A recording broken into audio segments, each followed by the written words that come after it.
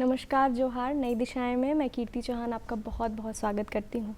आज के डिजिटल युग में जैसे हमारे मोबाइल फ़ोन में सब कुछ अवेलेबल है और इसीलिए हम सोचते हैं कि बड़ी से बड़ी कहानी, मोटे से मोटे नॉवल को हम 30 सेकंड की रील देखेंगे और वो हमें समझ में आ जाएगी। और यही वजह है कि रीडिंग कल्चर जो है वो एक डाइंग कल्चर बनता जा रहा है। फिर भी जब मैं कॉमिक्स की बात करूँगी ना तो आपके चेहरे पर एक मुस्कान आ जाएगी, आप अपने बचपन में ट्रांसपोर्ट हो जाएंगे और आपको बहुत सारे सुपर हीरोज़ तुरंत इससे याद आने लगेंगे। और शायद यही वजह है कि हमारे आज के मेहमान मनोज कुजूर जो है वो कॉमिक्स का इस्तेमाल करते हैं आदिवासी इश्यूज़ से लोगों को अवगत कराने के लिए। तो चलिए मिलते हैं हमारे आज के मेहमान से और समझते हैं उनकी कहानी। नमस्कार मनोज जी, बहुत बहुत स्वागत है आपका हमारे कार्यक्रम में। नमस्कार कृति जी। इससे पहले कि आपके द्वारा आदिवासी इश्यूज़ पर जो काम हो रहा है हम उस पर आएँ, राइटिंग में आपकी रुचि कैसे हुई ये जानना चाहेंगे। राइटिंग में रुचि मेरी काफ़ी समय से रही है, बट जब मैं TRI के द्वारा आयोजित कार्यक्रम जो वर्कशॉप होता था, क्रिएटिव राइटिंग वर्कशॉप, वो अटेंड करने के बाद मेरी इन सब चीज़ों में रुचि बहुत गहरी हुई कि मैं भी कुछ नया करके आऊँ, नया लेकर के आऊँ। और मतलब TRI में हमारे जो बाबा हैं, महादेव टोपो सर हैं, रानेंद्र सर हैं, उनका गाइडेंस मिला कि और मैं अपनी चीज़ों को लिखने की शैली में और नए चीज़ों को कैसे ला सकता हूँ। तो उनकी छत्र छाया में मैंने बहुत कुछ सीखा, समझा।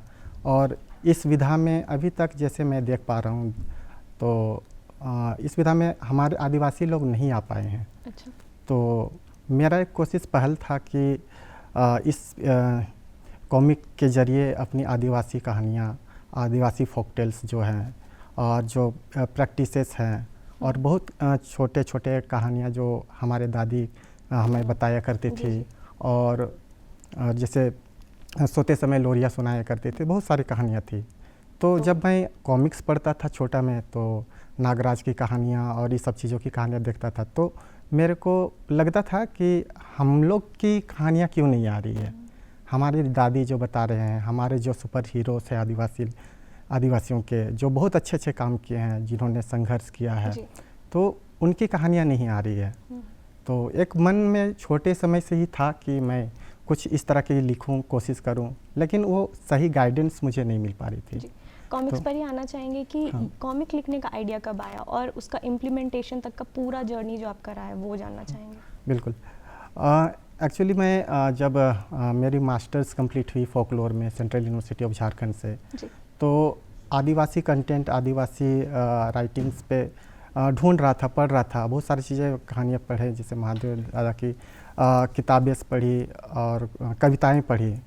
तो इस तरह की कविताएं दिखी मेरे को, लेकिन मेरे को रुझान था कि इस तरह की कॉमिक्स पे, कॉमिक्स के ज़रिए अपनी चीज़ों को लेके आऊँ प्लेटफॉर्म पे। तो जब मैं पास आउट हुआ CUJ से 2021 में, उसके बाद मेरे को एक ऑफ़र आया, टाटा लिटरेरी फेस्ट होती है जो अड्डे हाउस में होती है, तो वहाँ मैं गया हुआ था।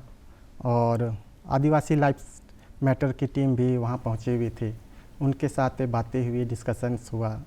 तो उन्हें पता चला कि मैं फोकलोर्स में मास्टर्स कर रहा हूँ सेंट्रल यूनिवर्सिटी से। फिर उन्होंने मुझे आदिवासी मुद्दों पे काम करने के लिए न्योता दिया कि आप हमारी संस्था इस तरह आदिवासी मुद्दों पे काम करती है, अगर आप हमारे लिए कुछ करना चाहेंगे तो आप हमारे साथ जुड़ सकते हैं, और अपने जो लेखन शैली है, जो लिखने आदिवासी मुद्दों पे लिखने की बातें हैं, वो आप इस माध्यम से भी कर सकते हैं। तो वो मुझे एक पहला प्लेटफॉर्म वहाँ से मिला लिखने का, करने का।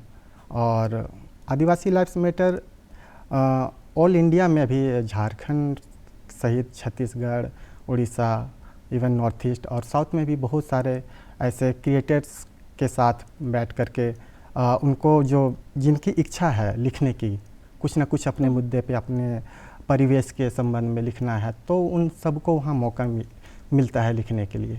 तो क्योंकि वो लोग अभी नए क्रिएटर्स हैं, नए चीज़ें किस तरह से लिखी जाती है वो उनसे ज़्यादा अवेयर नहीं है।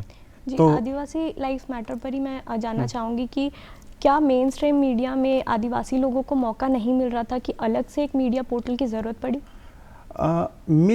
वैसा नहीं कि नहीं था, मिल रहा था, बट जो रीच पहुंचने का जरिया था जो वहाँ मेन पोर्टल में थोड़ा सा कहीं ना कहीं संकोचित भावना से भी रहते हैं हमारे परिवेश के लोग, संकोची होते हैं। तो वहाँ तक अपनी बातों को कैसे पहुँचाएं और कौन हमारे जरिए, तो क्या होता है कि अपने लोग जब अपने लोगों के साथ जब कनेक्ट होते हैं तो बहुत इजी हो जाता है उनके साथ ये होना।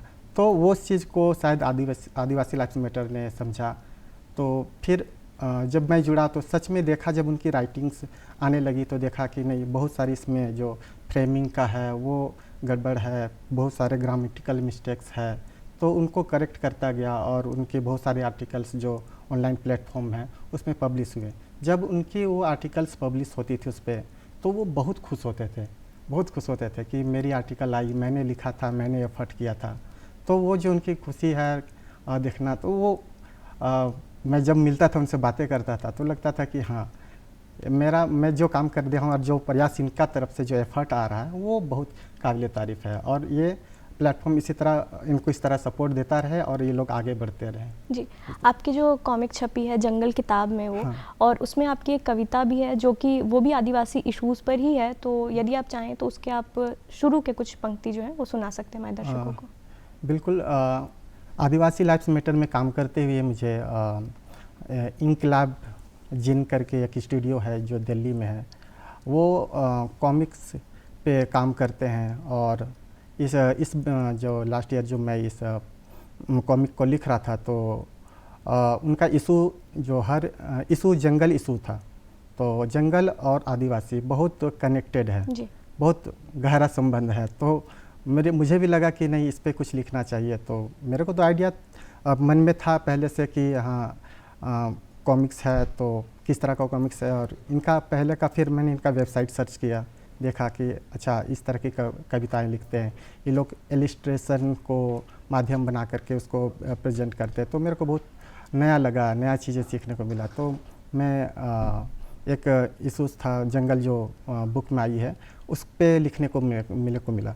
तो मैं जब इसका कहानी लिखना शुरू किया था और उस समय जब मैं रेगुलर पेपर पढ़ता रहता था तो देखता था कि पेपर में बहुत सारे मुद्दे हैं जो आते रहते हैं आदिवासियों पे। तो उस दौरान जब मैं ये कॉमिक स्टोरी लिख रहा था तो देखा कि उत्तराखंड में जो टनल हादसा हुआ था जिसमें कि ज़्यादातर झारखंड के आदिवासी मज़दूर फंस गए थे और वो काफ़ी लंबे समय तक फंसे रहे, मतलब 17 दिनों तक उस टनल में फंसे रहे। तो मेरे दिमाग में आया क्यों नहीं इसे हम एक कॉमिक के ज़रिए हम दिखाने का प्रयास करें। तो मैंने वो कॉमिक के ज़रिए उसको दिखाने का प्रयास किया। और जैसे ये मैं दिखाना चाहूँगा, ये जंगल इशू है जिस पे मैंने ये लिखा था। और सबसे खुशी की बात मुझे तब हुई जब मैं ये बुक जब लिख रहा था तो सबसे अंतिम कंट्रीब्यूटर मैं था, सबसे लास्ट में। तो और जब मैं ये फाइनल किया, लिख करके सबमिट किया, और जब मेरे को ये बुक मिली तो और जब मैं पहला पेज इसका खोला तो देखा कि ये स्टोरी मेरे फ्रंट पेज पे पहला स्टोरी को स्थान मिला। तो मुझे वो बहुत खुशी मिली कि जो मैं सोच रहा था करने के लिए, एक प्रयास जो था मेरा वो कहीं ना कहीं सफल रहा जी। तो इस तरह से जर्नी मेरी शुरुआत हुई। और कविता जो है वो अगर आप पढ़ना चाहें तो? हाँ बिल्कुल। इस कविता की 1-2 लाइन मैं पढ़ना चाहूँगा जी। तो इस कविता का शीर्षक ही था विकास की अंधेरी सुरंग। और 2-4 लाइन में, ज़्यादा नहीं, अब एक्चुअली 2 पेज का है ये कविता तो थोड़ी लंबी हो जाएगी, तो मैं 2-4 लाइन पेज पढ़ना चाहूँगा।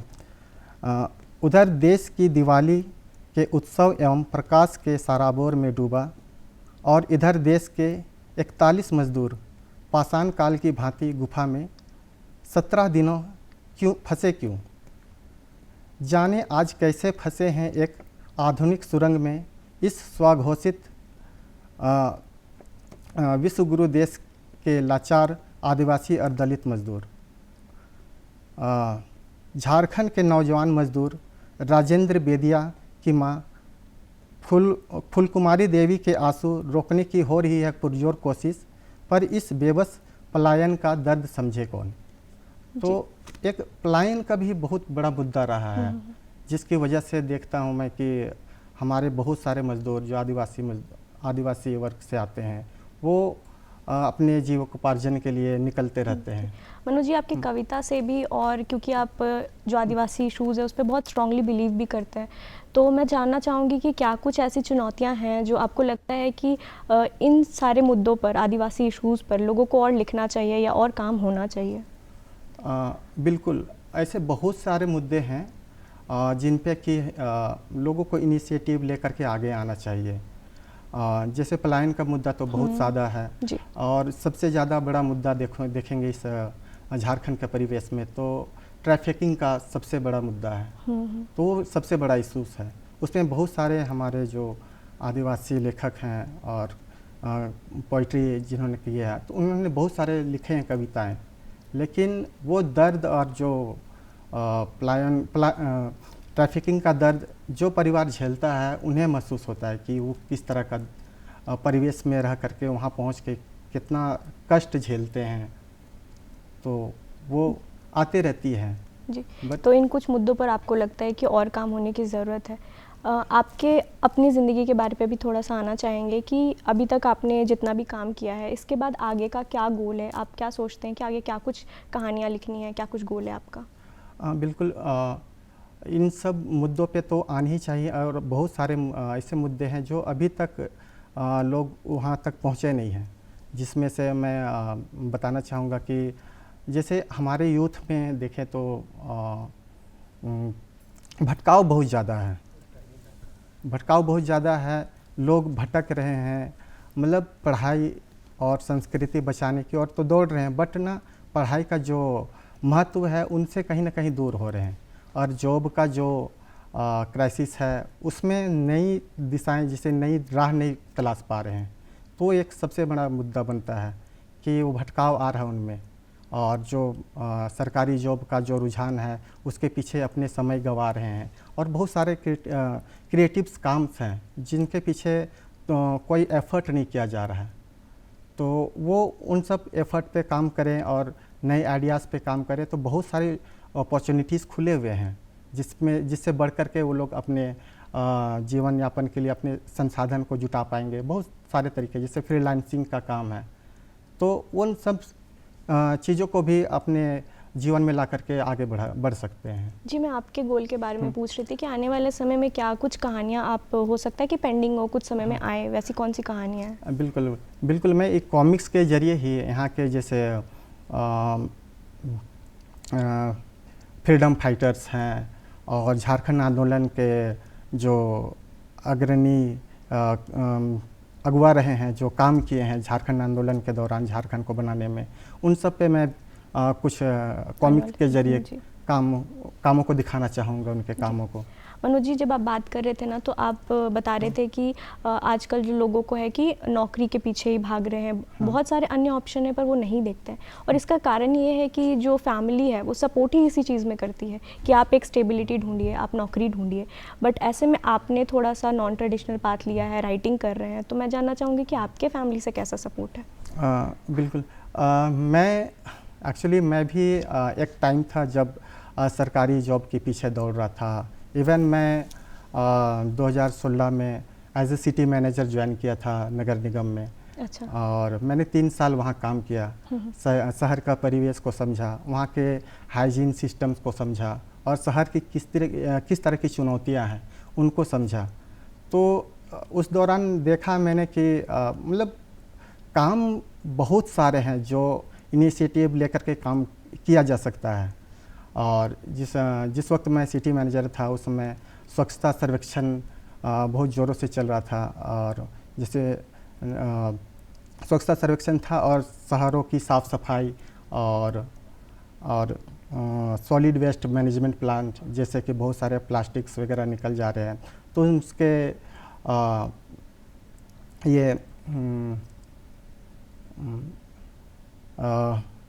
क्या बोलते हैं, सॉलिड वेस्ट मैनेजमेंट प्लांट लगने हैं जी। तो उन सब का वर्कशॉप मैंने अटेंड किया, तो मेरे को समस्याएं दिखी, बहुत ज़्यादा समस्याएं हैं। तो लगा कि नहीं, शौचालय बनना कितना इम्पोर्टेंट है हमारे सोसाइटी के लिए, समाज के लिए। आदिवासियों में स्वच्छता का कितना इम्पोर्टेंस है, किस तरीके से एक स्वच्छ जीवन जिया जा सकता है। और हमारे सोसाइटी में जैसे गांव में मैं जाता हूं तो देखता हूं नाली में पूरा बदबूदार नलियाँ बह रही है, बीमारी बहुत सारा चीज़ों से आ रही है, मलेरिया है, जाते तरह तरह की बीमारियां फैल रही है। तो उन सब चीज़ों पे जब समुचित काम होता है तो देखता हूं कि बहुत अच्छे परिवेश का माहौल बनता है वहाँ।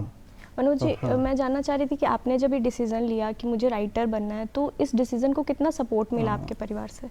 हाँ, जब मैं राइटर्स बनने के लिए उतरा और अपना जॉब छोड़ कर के इधर शिफ्ट हुआ, क्योंकि मेरे को रुझान था कि मैं आदिवासी मुद्दे पे काम करूं, और बहुत दिनों से वो ख्याल भी आते रहता था कि आदिवासी कंटेंट है, जैसे बहुत सारे मुद्दे हैं, डाइन का देखें केसेस, तो वो भी बहुत ज़्यादा समाज में है, उससे भी समाज उससे भी बहुत ज़्यादा ग्रसित है। तो मैं चाह रहा था कि ऐसा मुद्दे पे लेकर आऊँ, अवेयरनेस का जो ये लेकर आऊँ जिससे ज़्यादा लोग समझ पाएँ। तो और एक्चुअली जब कॉमिक के ज़रिए मैं काम करना चाह रहा था, तो मेरे दिमाग में एक चीज़ आ रहा था कि मैं वैसे ऑडियंस को टारगेट करूं जो अभी उस लर्निंग स्टेज में हैं और चीज़ों को समझने की कोशिश कर रहे हैं। तो मेरे को लगा कि कॉमिक बहुत अच्छा माध्यम है बच्चों के साथ अपने चीज़ों को, जो समाज सोसाइटी के लिए बहुत अच्छा है, तो एक अच्छा मैसेज जाएगा, उनको मैसेज रहेगा, वो लॉन्ग टर्म तक उनके माइंड में रहेगा। जी। जब आप किसी भी चीज़ को किसी एक पर्टिकुलर थॉट के साथ करते हैं, उसका इम्पैक्ट क्या होता है ये जानना बहुत ज़रूरी है। तो जब ये आपकी कॉमिक रिलीज़ हो गई, उसके बाद कब ऐसा मोमेंट आया जब आपको लगा कि जो मैंने सोचा था उसी रिज़ल्ट के साथ ये लोग रिसीव कर रहे हैं? हाँ, जैसे मैंने जब पहली बार ये मेरा कॉमिक्स आया था, तो मैं अपने कॉलेज गया था शिवजय, और मेरे प्रोफेसर हैं, उनको मैंने दिखाया कि मैं इस तरह का काम कर रहा हूँ और आदिवासी मुद्दों पे काम कर रहा हूँ, आदिवासी लाइव्स मैटर के साथ मिल करके। तो वे बहुत खुश हुए कि नहीं, आप मनोज उस वे में सोच पा रहे हैं, जिस तरीके से आप देख रहे हैं, आपका एक्सपोजर रहा है, और उस चीज़ को समझ करके आप इम्प्लीमेंट के प्रोसेस में आए हैं। जी जी। तो वो उनका अप्रिसिएशन से बहुत काम आया, और मुझे अभी भी उनके द्वारा बहुत सारा गाइडेंस मिलता है। और जैसे फोकलोर में और भी चीज़ों को कैसे इंक्लूड करके फोक टेल्स को कैसे हम लोग इस वे में भी हम लोग प्रेजेंट कर पाएंगे। जी, और ये बात आपने बहुत सही कही कि जब भी टीचर्स या प्रोफेसर्स आपकी तारीफ करते हैं ना, तो सच में लगता है कि कुछ अच्छा काम हो रहा है। इसके अलावा आदिवासी संस्कृति को बढ़ावा देने के लिए आदिवासी ट्राइबल क्यूजीन जो है, उसको लेकर के भी आपका कुछ काम रहता है, तो उस विषय में बताइए। हाँ जी, बिल्कुल।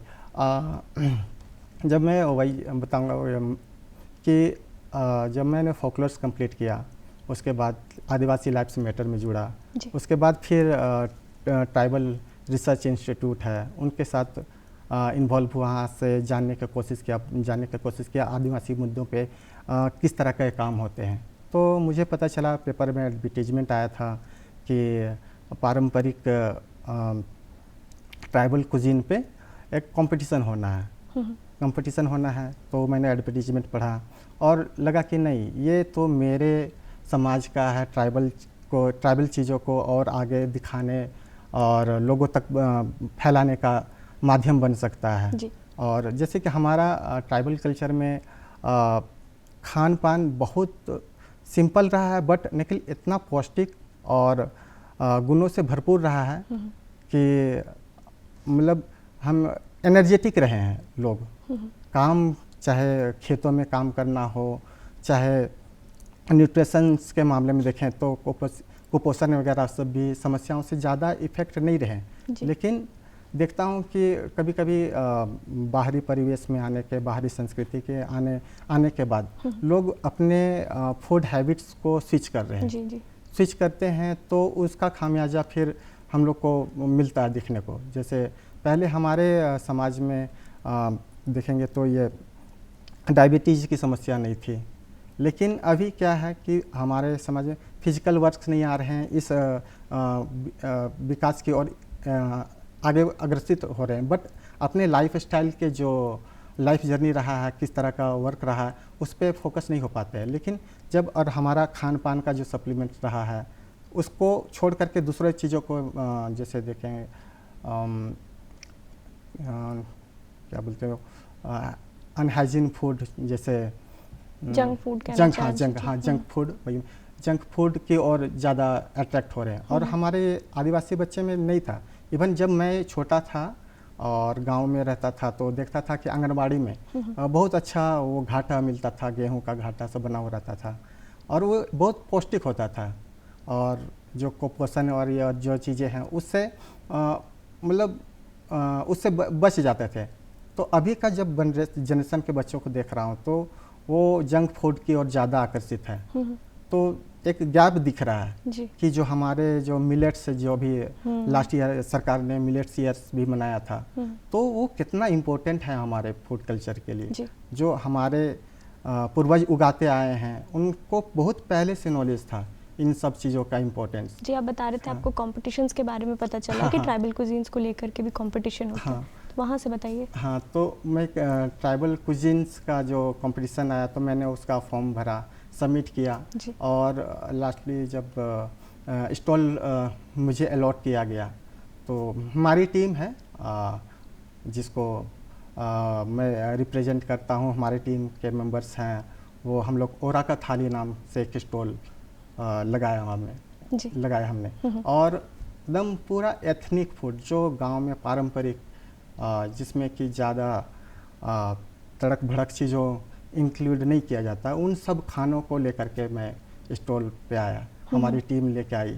और मुझे भी बहुत ज़्यादा जानकारी नहीं थी ट्राइबल्स फूड की, कितने तरह के फूड्स हैं। जब मैंने इस फूड स्टॉल्स को शुरुआत किया और अपने दोस्तों के साथ बातें की जी। तो उनके जो फूड्स हैं और उनके जो हैबिट्स हैं उनको समझा, आपस में हम लोग ने डिस्कस करा। और जैसे एक बार ओरा का थाली के बारे में बताना चाहूँगा कि ओरा का थाली का जो नामकरण हुआ इसमें भी 3-4 टाइप को हमने इंक्लूड किया। अच्छा। ओरा से उरांव और खा से खड़िया ट्राइब्स और थाली सन थाली, तो सन थाली का लास्ट वर्ड मैंने उठाया जी। तो इस तरह से हमारे स्टॉल का नाम बना ओरा का थाली जी। तो ये 3 ट्राइब्स का पहली बार हम लोगों ने पारंपरिक खाना को वहाँ परोसा।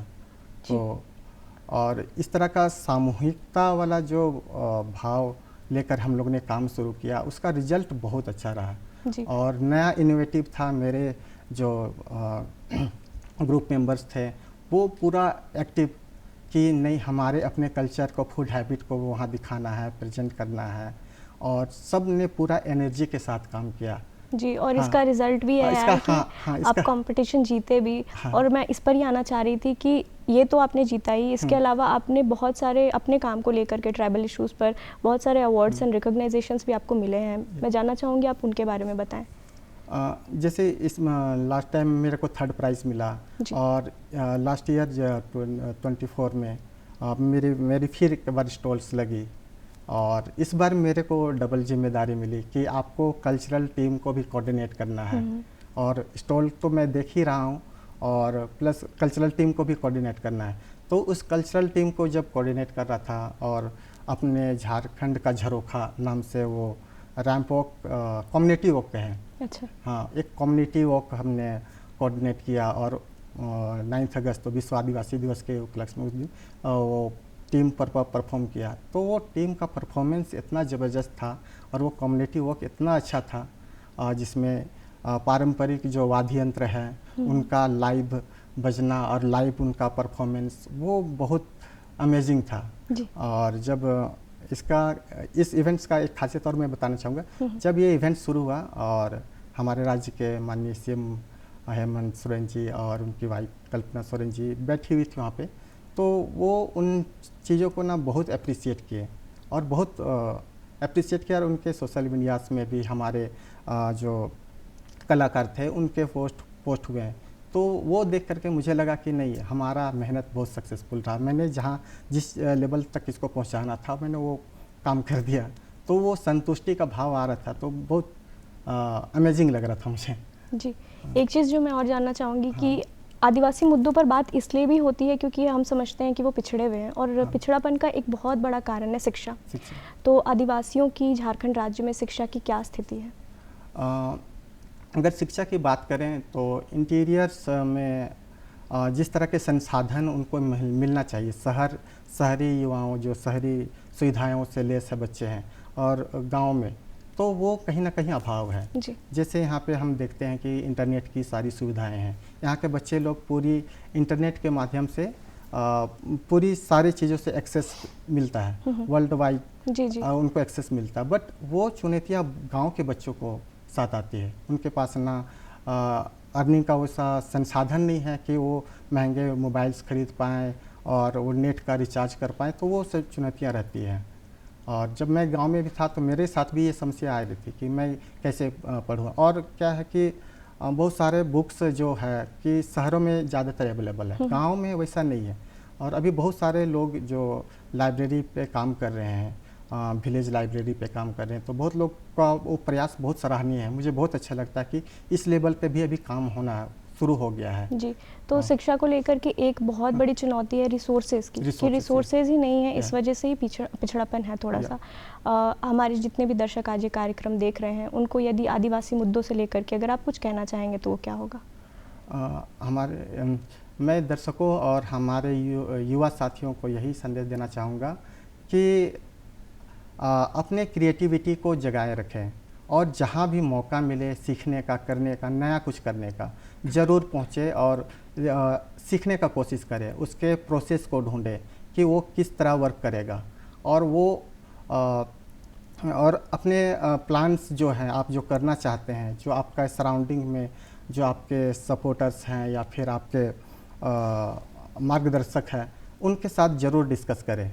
तो डिस्कस करने से क्या होता है कि वो चीज़ें आपके जो गैप्स हैं जो आपको नहीं समझ में आ रहे हैं, तो मार्गदर्शन से बहुत सारी चीज़ें रास्ता साफ होता है, क्लियर होते जाता है। आपका रास्ता आगे का जो मंजिल है वो साफ दिखाई देने लगता है। बहुत बहुत शुक्रिया मनोज जी हमारे साथ जुड़ने के लिए और अपने काम के बारे में इतनी सारी जानकारी साझा करने के लिए। बहुत ही स्ट्रांगली बिलीव करते हैं आप अपने इस मुद्दे पर, और मैं आपको ढेरों सारी शुभकामनाएं देती हूँ कि आगे भी आप ऐसे ही बहुत अच्छा काम करते रहें।